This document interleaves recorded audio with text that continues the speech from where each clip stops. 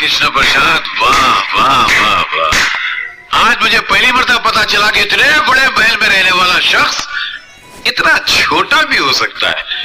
अरे जिस मोहब्बत को तो अपनी मोहब्बत के बल से हासिल ना कर सका, उस मोहब्बत को अपनी कायरता छल कपड़ से हासिल करना चाहता है। आज मुझे पता चला कि तेरे इस मासूम और भोले चेहरे के पीछे एक शैतान, एक भेड़िया रहता है। मास्टर, चिल्ला मत।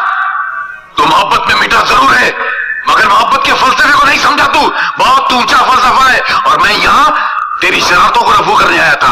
तेरी बदतमीजों को रफू नहीं कर सकता मैं जा रहा हूं। अरे जा, मुझे किसी की जरूरत नहीं है। अरे जब मैंने अपने दिल में रहने वालों के जाने का अफसोस नहीं किया, तो घर से जाने वालों की परवाह क्या करूंगा। मास्टर तो सिर्फ बातों की चिंदियां रफू कर सकता है, दिलों के चिथड़ों को नहीं। चल जा।